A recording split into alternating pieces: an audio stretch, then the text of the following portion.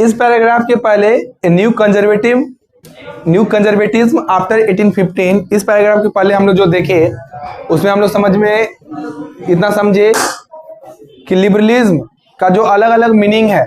पहले ये liberalism word कहां से आया? लिबर वर्ड से आया, लैटिन वर्ड जिसका मतलब होता है फ्री। और इस लिबरलिज्म वर्ड का मतलब सभी का अलग अलग है। अभी हम लोग उसको थोड़ा समराइज कर देते हैं, उसके बाद आगे बढ़ जाएंगे, इस पैराग्राफ में आ जाएंगे। तो लिबरलिज्म का मतलब मिडिल क्लास का क्या था? Freedom for all and equality before law. Political class के लिए क्या था? Government by consent, government by consent, वैसा सरकार जो सहयोग के साथ चले। और आफ्टर फ्रेंच रिवॉल्यूशन के बाद कुछ चेंजिंग आया। क्या चेंजिंग आया उसमें? पहला चेंज क्या आया बताएंगे? End of autocracy and the privilege, constitution and representative government run by the parliament। ठीक है, ये तीन चीज। फिर 19th सेंचुरी में क्या ऐड हुआ?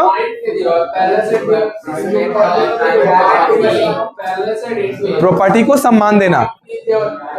लेकिन यहाँ पर एक बात और क्लियर कर दिया आपको, इक्वलिटी बिफोर लॉ का मतलब बता दिया कि इसका मतलब सफरेज, यूनिवर्सल सफरेज नहीं है, यूनिवर्सल एडल्ट फ्रेंचाइज ही नहीं है, क्योंकि उसमें वोट देने का राइट सिर्फ और सिर्फ प्रॉपर्टी ऑन मैन के पास ही था, नॉन प्रॉपर्टी वाले मैन के पास नहीं था, और ना ही कोई वुमेन के पास था। जैकोबिन रिजिम के शॉर्ट पीरियड ऑफ टाइम में ये वोटिंग राइट्स को दिया गया, लेकिन नेपोलियन के बाद फिर से उसको छीन लिया गया और 20वीं सेंचुरी तक उनको अपने अधिकारों के लिए संघर्ष करना पड़ा। फिर उसके बाद हम लोग इकोनॉमिक लिबरलिज्म को समझे। इकोनॉमिक लिबरलिज्म में क्या देखे थे? Free market for all, where without any restriction goods and capital can move from one place to another place। Free market जहां पर गुड्स और कैपिटल मूव कर सके बिना किसी रिस्ट्रिक्शन का, वही हो गया इकोनॉमिक स्फीयर में लिबरलिज्म का मीनिंग, है ना। ये इकोनॉमिक लिबरलिज्म का डिमांड कौन कर रहे थे? इकोनॉमिक लिबरलिज्म का डिमांड कौन कर रहे थे बच्चा? मिडिल क्लास डिमांड कर रहे थे, क्योंकि ज्यादा मिडिल क्लास ही बिजनेसमैन में और प्रोडक्शन में ट्रेडिंग में आए थे। ये न्यू कमर्शियल क्लास था, इसलिए वो डिमांड कर रहे थे इस चीज का। और इसके एग्जाम्पल लिया गया कि इकोनॉमिक लिबरलिज्म के पहले का स्थिति, इकोनॉमिक लिबरलिज्म के बाद की स्थिति क्या था। तो हमने जर्मन फेडरेशन का एग्जाम्पल लिया था। किसका एग्जाम्पल लिया था बच्चा? German federation. जर्मन फेडरेशन क्या था?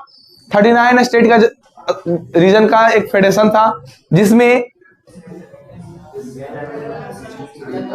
सभी स्टेट का अपना अपना करेंसी, अपना अपना वेट एंड मेजरमेंट सिस्टम।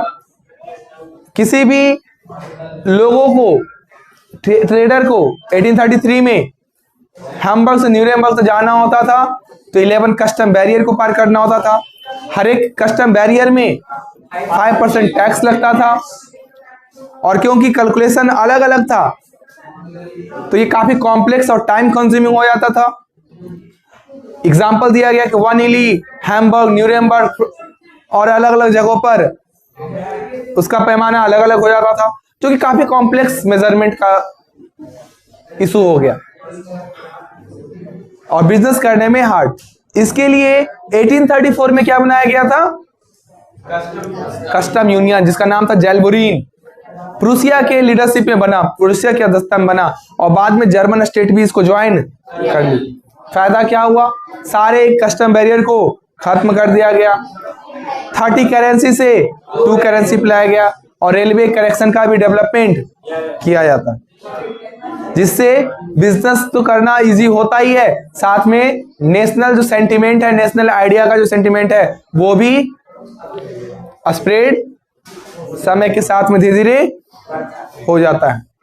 अब समझेंगे हम लोग न्यू कंजर्वेटिव आफ्टर 1815, क्योंकि ये जो जितना भी लिबरलिज्म हुआ था बच्चा, बेटे हेलो, देखेंगे जितना भी ये इकोनॉमिक लिबरलिज्म किया गया। क्यों हंस रहे हैं छोटे, ध्यान समझिए। नेक्स्ट टॉपिक यही है, थोड़ा सा कीजिए, इसको इधर मूव कीजिए थोड़ा सा। ठीक ठीक ठीक है, समझिएगा। अभी हम लोग देखें कि जितना भी इकोनॉमिक लिबरलिज्म की बात की है, इकोनॉमिक लिबरलिज्म के पहले क्या पैराग्राफ था, ध्यान में। न्यू, हम लोग क्या पढ़ रहे हैं, न्यू कंजर्वेटिव्स आफ्टर 1815। इसमें सबसे पहला लाइन है कि नेपोलियन को हराने के बाद 1815 में यूरोपियन गवर्नमेंट में जो सरकार आया वो कंजर्वेटिव सोच का था, संरक्षणवादी सोच का था। कंजर्वेटिव मतलब पुराने सोच का था, वो बदलाव नहीं चाहता था उतना, जैसे है वैसे चलते रहो, यही होता है कंजर्वेटिव थॉट। जो पुराने चीज है उसको लेके चलो, यही होता है कंजर्वेटिव थॉट। तो ये जो नया सरकार बना था रिफॉर्म्स के पक्ष में नहीं था, ये पुराना चीज के पक्ष में था, कंजर्वेटिव था। उनका बिलीव देखिए क्या है, conservative believe that stabilize the traditional institution.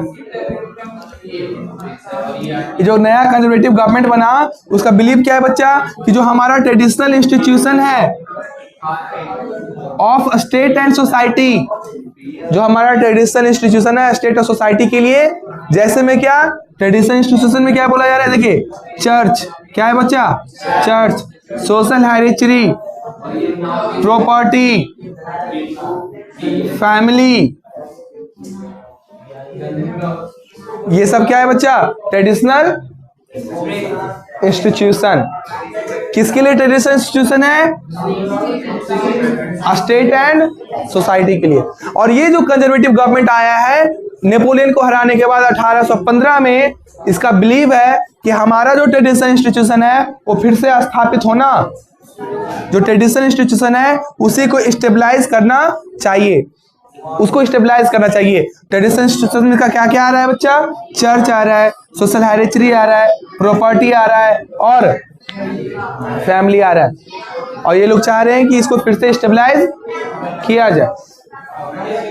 और देखिए अगला उनका एक और बिलीव है, ये पहला बिलीव है, अगला बिलीव है कि most conservative however did not proper return to society pre revolutionary days. बोला जा रहा है ज्यादातर जो रिवोल्यूशनरी हैं ये नहीं चाहते कि फिर से प्री रिवोल्यूशनरी एरा में चले जाएं, मतलब फ्रेंच रिवॉल्यूशन के पहले चले जाएं। बात समझ में आया? पहला बिलीव क्या है, आप तो बोलिए मत, 10 बार सनवी में पढ़े हैं और उसके बाद बोल रहे कि नहीं समझ में आया। क्या बताया समझिएगा, नेपोलियन बोनापार्ट को हराने के बाद 1815 में जो गवर्नमेंट आया वो यूरोपियन गवर्नमेंट था। कौन गवर्नमेंट था बच्चा? यूरोपियन गवर्नमेंट में कौन कैसा सोच का था? कंजर्वेटिव सोच का था यूरोपियन गवर्नमेंट जो आया नेपोलियन को हराने के बाद 1815 में। उसका क्या सोच है? पहला बिलीव क्या है कि हमारा जो ट्रेडिशनल इंस्टीट्यूशन है उसके स्टेबलाइज करना है। उसका ट्रेडिशनल इंस्टीट्यूशन में क्या आ रहा है? चर्च आ रहा है, सोशल हायरार्की आ रहा है, प्रॉपर्टी आ रहा है और फैमिली आ रहा है, और इन चीजों को वो स्टेबलाइज करना चाहता है। लेकिन जो मोस्ट ऑफ कंजर्वेटिव्स हैं उनका ये भी मानना है, ज्यादातर कंजर्वेटिव का ये भी मानना है कि प्री रिवोल्यूशनरी डे में हमें बिल्कुल पूरी तरीके से जाना, हम इसको स्टेबलाइज तो करेंगे लेकिन बिल्कुल पूरी तरीके से वापस नहीं जाएंगे। क्या करना चाहता है?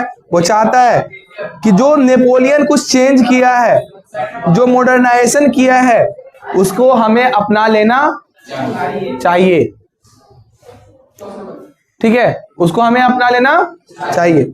क्यों अपना लेना चाहिए? उसको लगता है कि इससे हमारा मोनार्की और भी ज्यादा इफेक्टिव और स्ट्रांग हो जाएगा, इसलिए हमें नेपोलियन ने जो रिफॉर्म्स किया है उसको अपना लेना चाहिए। ट्रेडिशनल इंस्टीट्यूशन को स्थापित करना ही है लेकिन प्री रिवोल्यूशन वर्ल्ड में हमें नहीं जाना है। नेपोलियन ने जो कुछ चेंज किया है उसे हमें अपना लेना चाहिए। और क्यों अपना चाहिए? ताकि हमारा मोनार्की ज्यादा इफेक्टिव और ज्यादा स्ट्रांग हो जाए। और क्या क्या चेंज है बच्चा वो समझेंगे। तो चेंज है बाबू क्या क्या? Modern army. क्या चेंज है? किस चेंज की बात कर रहे हैं अपनाने का? मॉडर्न आर्मी है, इफिशिएंट ब्यूरोक्रेसी है, डायनेमिक इकोनॉमी है, एवोल्यूशन ऑफ फेडरल सिस्टम है, और सेफडॉम, इन जो चीजों को नेपोलियन ने रिफॉर्म्स किया था उसको अपनाने की बात किया जा रहा है। किसको लाने की बात किया जा रहा है? पूरा ट्रेडिशनल इंस्टीट्यूशन में किसको लाने की बात किया गया? चर्च। किसको बात किया गया? Church. Social hierarchy, family, property, इन चीजों को लाने। लेकिन क्या ज्यादातर कंजर्वेटिव क्या सोच रहे हैं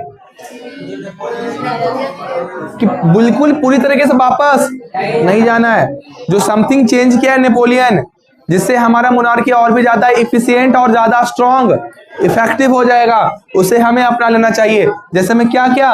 modern army, efficient bureaucracy, dynamic economy, evolution of federal system and serfdom. इन सारे टर्म को हम अभी डिफाइन नहीं कर रहे क्योंकि ऑलरेडी डिफाइन कर चुके हैं। क्या होता है सेफडॉम, क्या होता है फेडरल सिस्टम, डायनामिक इकोनॉमी जानते हैं, ब्यूरोक्रेसी जानते हैं, मॉडर्न आर्मी जानते हैं। इससे किसी को वर्ड को हम डिफाइन अभी नहीं कर रहे, ऑलरेडी इसको डिफाइन कर चुके हैं। बिलीव समझ में आया? इतना पैराग्राफ में दो चीज क्लियर होना चाहिए। पहला चीज 1815 में कब बच्चा? 1815 में जो नेपोलियन बोनापार्ट हारा तो कैसा गवर्नमेंट बना? कंजर्वेटिव गवर्नमेंट बना।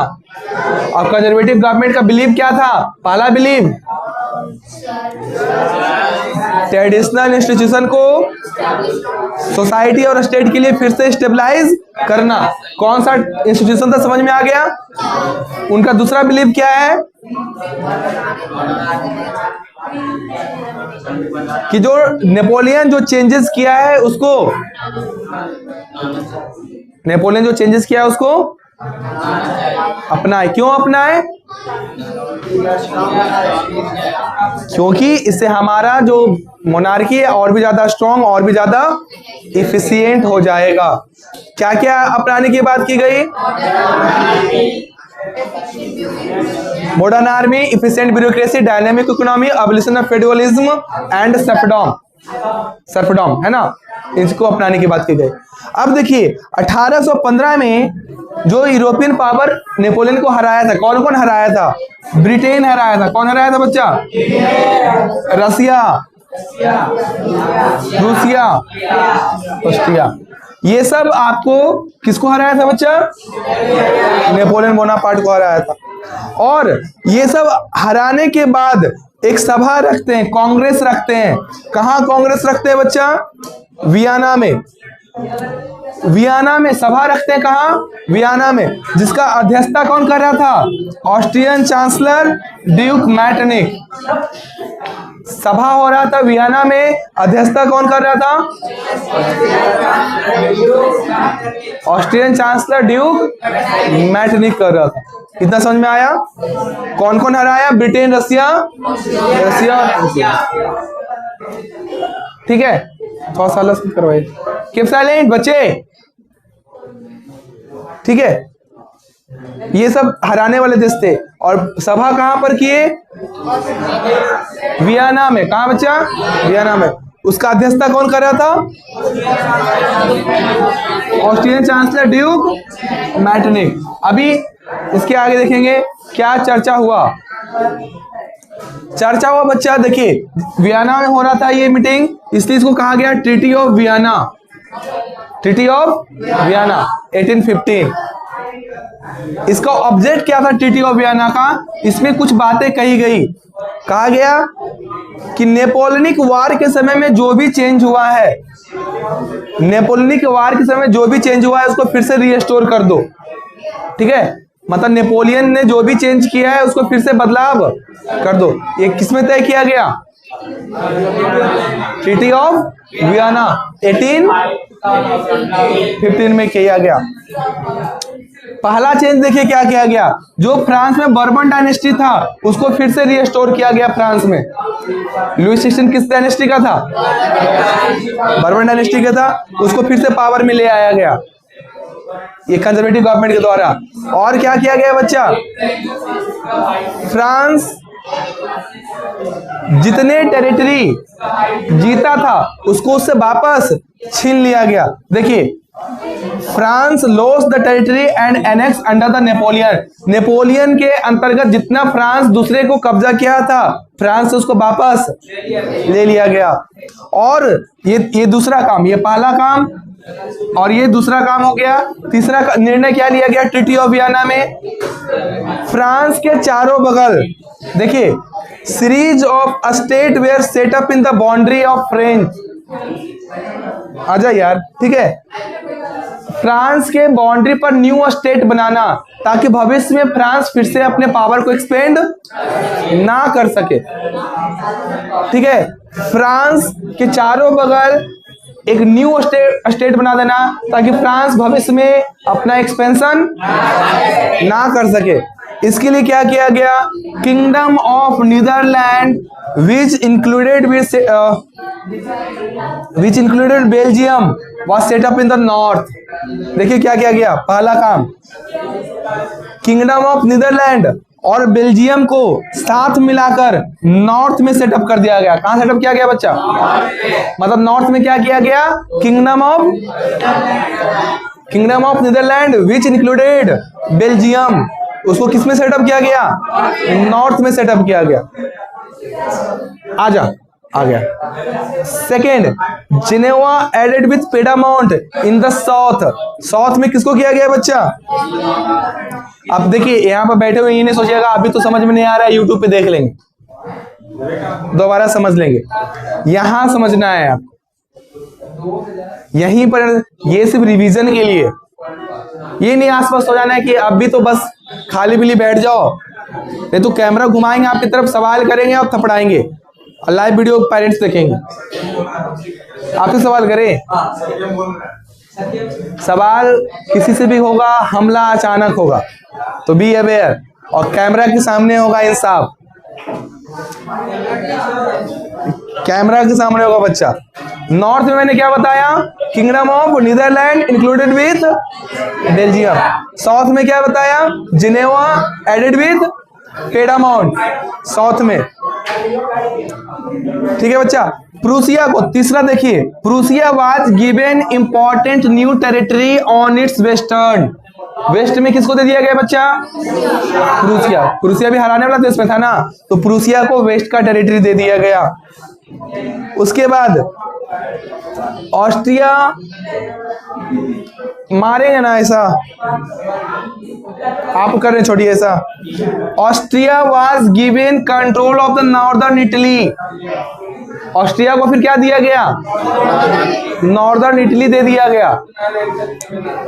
और बच्चा, जर्मनी का जो फेडरेशन है उसको अनटच रखा गया, जर्मनी का फेडरेशन को टच नहीं किया गया।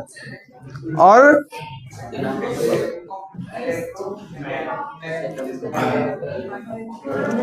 पोलैंड को Russia was given part of the Poland, और प्रूसिया को एक और भाग मिला सैक्सोनी का। मतलब रसिया को पोलैंड का और प्रूसिया को फिर से सैक्सोनी पार्ट मिल गया। ये है पूरा चारों बगल स्टेट इंपोज किया गया। फिर से हम स्टेट इंपोज को एक बार और बता रहे हैं बच्चा, ध्यान से सुनिएगा। अभी आपका जो स्टेट इंपोज था उसको एक बार ध्यान से देखेंगे फिर से। ट्रीटी ऑफ वियना में क्या क्या किया गया अभी हमने आपको बताया।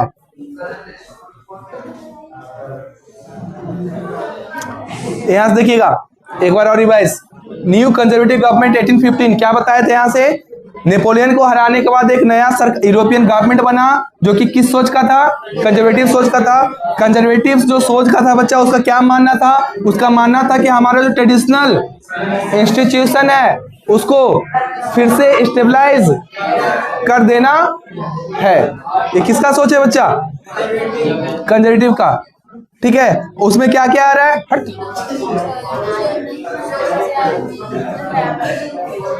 क्या क्या आ रहा है बच्चा? इसमें चर्च आ रहा है, सोशल हेरिटेज आ रहा है, प्रॉपर्टी आ रहा है और फैमिली आ रहा है। लेकिन फिर भी मोस्ट ऑफ द कंजर्वेटिव क्या चाहते हैं? मोस्ट ऑफ द कंजर्वेटिव क्या चाह रहे हैं बाबू? कि बिल्कुल हमें प्री रेवोल्यूशनरी एरा में नहीं जाना है। ज्यादातर कंजर्वेटिव क्या चाह रहे हैं? कि हमें प्री रेवोल्यूशनरी एरा में नहीं जाना है, हमें कुछ जो नेपोलियन ने मॉडर्नाइजेशन किया उसको एक्सेप्ट करना चाहिए, ताकि इससे हमारा मोनार्की और ज्यादा इफेक्टिव और ज्यादा और स्ट्रांग हो जाए। इसलिए क्या अपनाने की बात कर रहे हैं, मॉडर्न आर्मी की बात कर रहे हैं, इफिशिएंट ब्यूरोक्रेसी की बात कर रहे हैं, डायनेमिक इकोनॉमी की बात कर रहे हैं, एवोल्यूशन ऑफ फेडरलिज्म की बात कर रहे हैं और सेफडॉम की बात कर रहे हैं। बात समझ में आ गया यहाँ तक। अब उसके बाद क्या बताया बच्चा, जो नेपोलियन को हराया था, कौन कौन हराया था, ब्रिटेन हराया था, रसिया हराया था, प्रूसिया हराया था और ऑस्ट्रिया हराया था। ये नेपोलियन को हराए थे। और ये यूरोप में क्या होना चाहिए अब आगे, इसके लिए एक सभा बुलाया जाता है। किसकी अध्यक्षता में सभा बुलाया जाता है? ऑस्ट्रियन चांसलर ड्यूक मैटरनिक के अध्यक्षता में। किसकी अध्यक्षता में? ऑस्ट्रियन चांसलर ड्यूक मैटरनिक की अध्यक्षता में सभा बुलाया जाता है, जो कि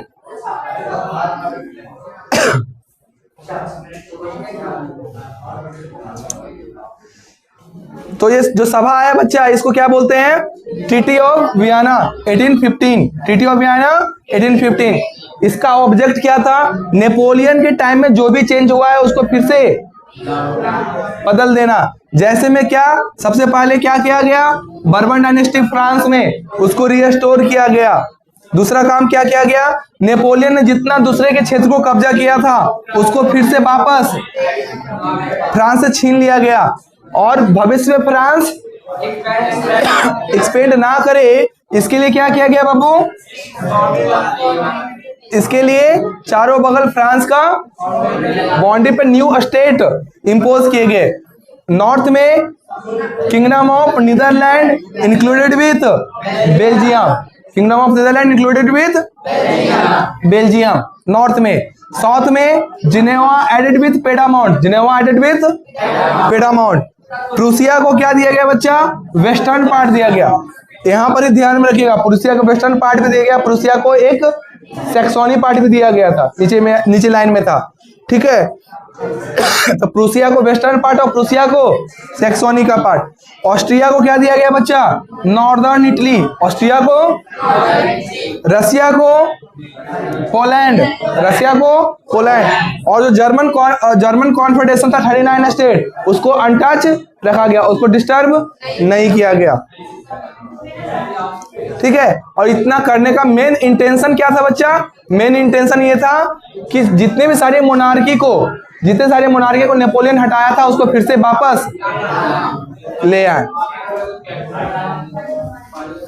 और लास्ट में बच्चा यहाँ पर देखिएगा, ये जो कंजर्वेटिव रिजीम था ना, 1815 में जो कंजर्वेटिव गवर्नमेंट आया, क्या क्या किया तो समझ में आ गया, क्या उसका बिलीफ था समझ में आ गया।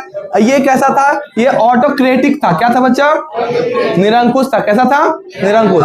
ये अपने से किसी भी प्रकार का क्रिटिसिज्म, किसी प्रकार का क्वेश्चन बर्दाश्त नहीं करते थे। ये अपने से ना तो सवाल पूछवाना चाहते थे, ना ही इनका कोई आलोचना कर सकता था। और जो ऐसा करता उनको कड़ाई से पनिशमेंट दिया जाता। सेंसरशिप लगा दिया। क्या किया गया बच्चा? किस पे? न्यूज़पेपर पे। किस पे बच्चा? न्यूज़पेपर पे, बुक्स पे, प्लेस पे, सॉन्ग्स पे, वो हर एक चीज पे जिससे लिबर्टी और फ्रीडम रिफ्लेक्ट होता हो, सभी पे वो क्या कर दिया गया? ठीक है, ओके, हटा दीजिए।